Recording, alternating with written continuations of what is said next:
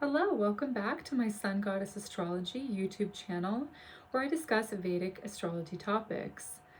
In this video, I'm going to be discussing the planetary transits of December 2021. I'm recording this video on Thursday, December 2nd from Los Angeles, so all the transits I will be referring to in this video will be based on my location's time zone, which is Pacific time. All right, so let's get started with the first and most impactful transit of the entire month, which is the solar eclipse in Scorpio on December 3rd at 11:43 p.m. In some places in the world, it will be on December 4th. This new moon joins Ketu, which creates the eclipse in the nakshatra of Jyeshta at 18 degrees 12 minutes of Scorpio. This solar eclipse is very close to the fixed star Antares, and this gives a very militant energy to the eclipse. So we will be influenced to face our fears in a courageous way, and hopefully we can have some understanding around them so that our actions will not be coming from a place of fear.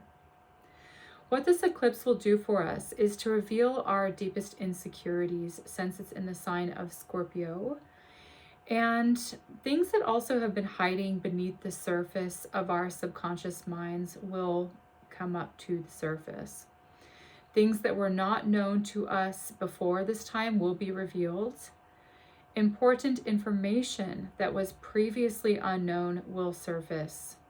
Documents or correspondence will appear, as Mercury is also in Jyeshta at the time of the new moon solar eclipse.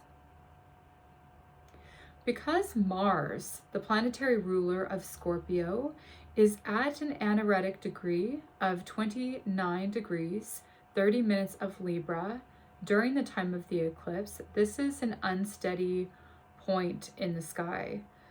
Mars is destabilized as it is getting ready to cross into its home sign where the solar eclipse is happening. The energy is like rushing blindly into a smoky, burning building. It comes in with full power to this transit without necessary discretion. Therefore, it is important to be mindful. Whenever there is an eclipse, the lights go out in the sky. The solar eclipse stamps out the light of the sun so that we cannot see where we are going.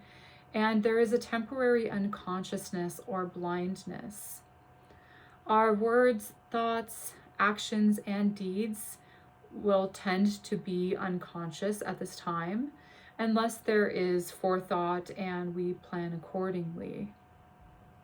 So it's best to avoid sudden decisions and impulsive actions, avoid useless activities and mindless conversations. Debates and discussions with family members will be counterproductive.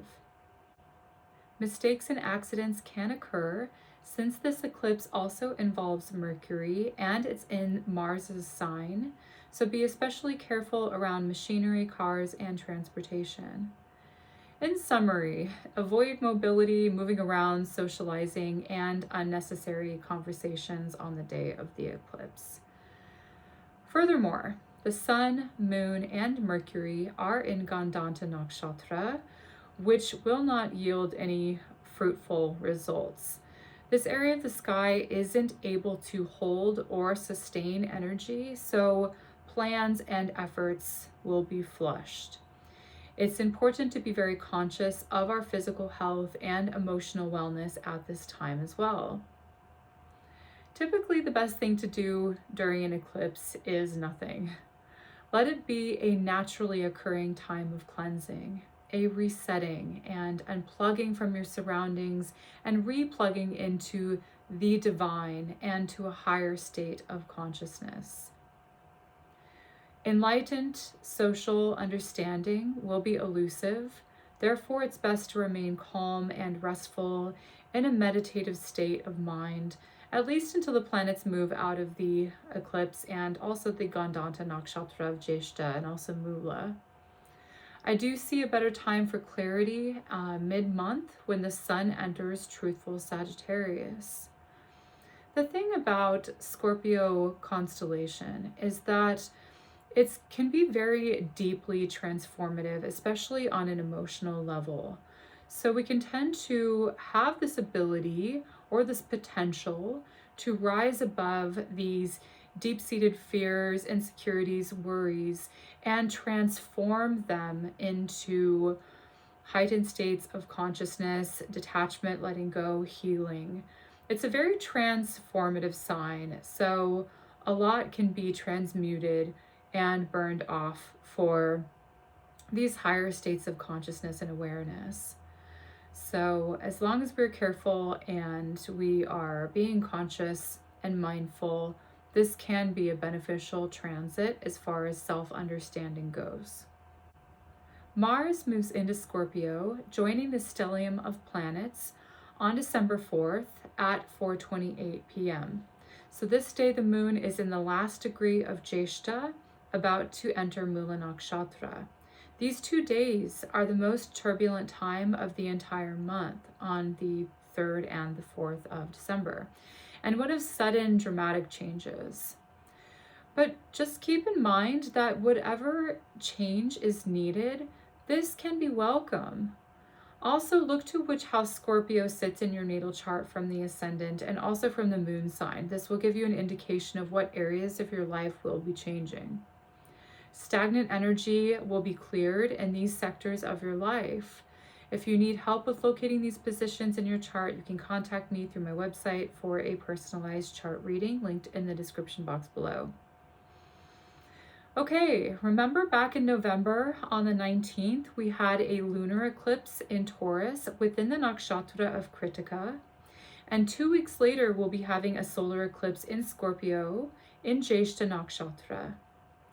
For the remainder of the month, we will feel big shifts as a result of the eclipses. On December 8th at 12:19 a.m., lovely Venus ingresses into Capricorn, joining Sirius Saturn. This is a better transit because Venus and Saturn are friendly, and this can lend Venus the maturity to operate in a responsible manner in our relationships and with our resources. It also gives fidelity and longevity within social affairs.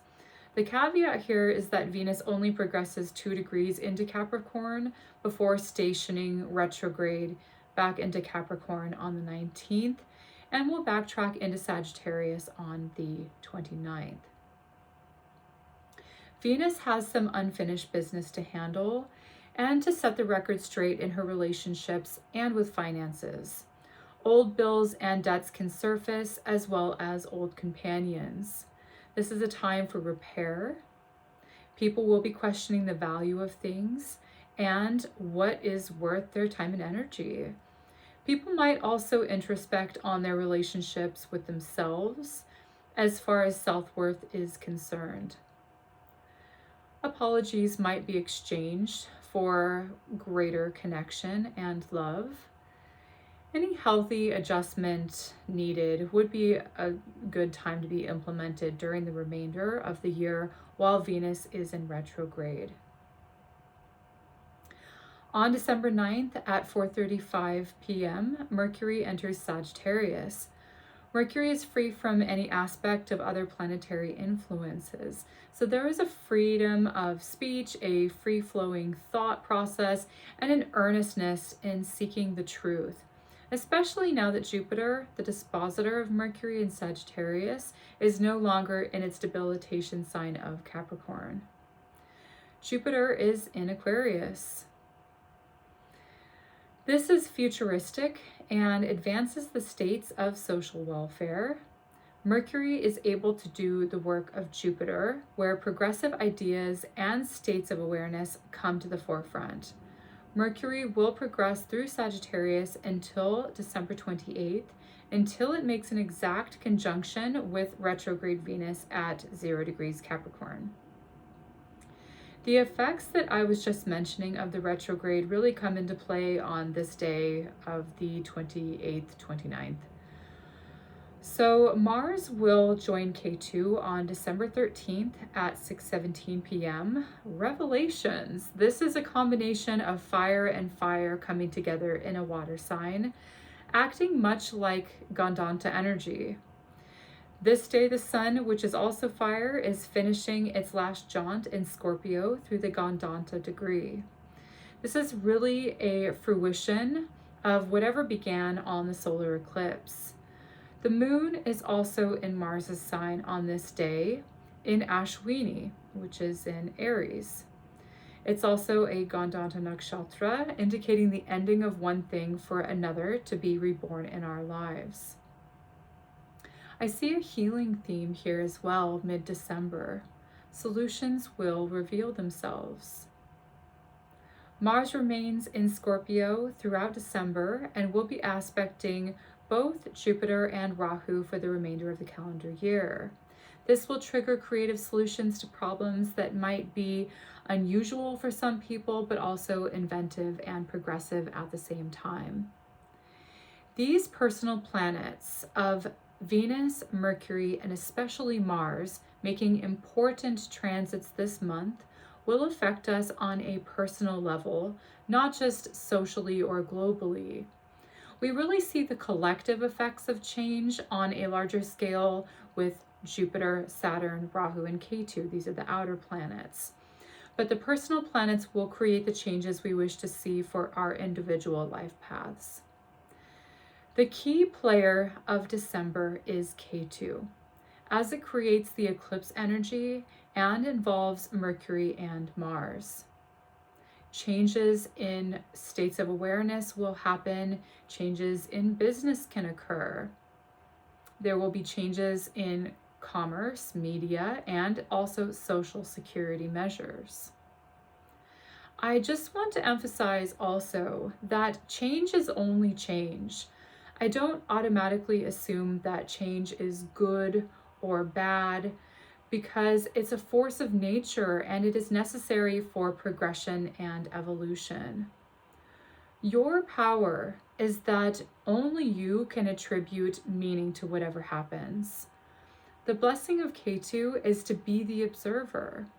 Its job is to not get swept up in the drama of the eclipse and remain a certain level of attachment to what is occurring around you. This is really where your power lies. And actually, the empowerment of Ketu is not only meditation and detachment, it's also indifference. It's also acceptance that we are not in control. We don't have to be in control because we are only humans getting to experience a kaleidoscope of events, and the feelings around these events is assigned by us. So I don't necessarily see that change is a bad thing or a good thing. It's just change. And however it impacts you will ultimately be for our highest and greatest good. All right, so the sun will enter Sagittarius mid-month on the 15th at 2:14 p.m. In Sagittarius, the sun is strong and it has proper vision for the future. Confidence is boosted, and the sun also strengthens Mercury's intellect and understanding. It is a dharmic planet in a dharmic sign. Correct paths can be taken and right decisions made. Adding to the illumination of the mind is the full moon in Gemini on December 18th at 8:35 p.m. The full moon is in the nakshatra of Mrigashira this day, which gives us a wandering but curious-natured mind. It is also more playful and enjoyable energy, so it's a much lighter after the heavy eclipse energy. It's also a better time for travel from this point onward in December. The holidays are in full swing, so that is the good news. So let's see, I've already mentioned the 28th with Mercury's conjunction with retrograde Venus. I think that's about what I wanted to share for you for the month of December. I want to leave you with this thought. Having a positive mental attitude is asking how something can be done rather than saying it cannot be done. I am so grateful to be able to share my astrological perspectives with you. Thank you for watching and subscribing to my channel. I'll see you in the upcoming videos. Take care and be well.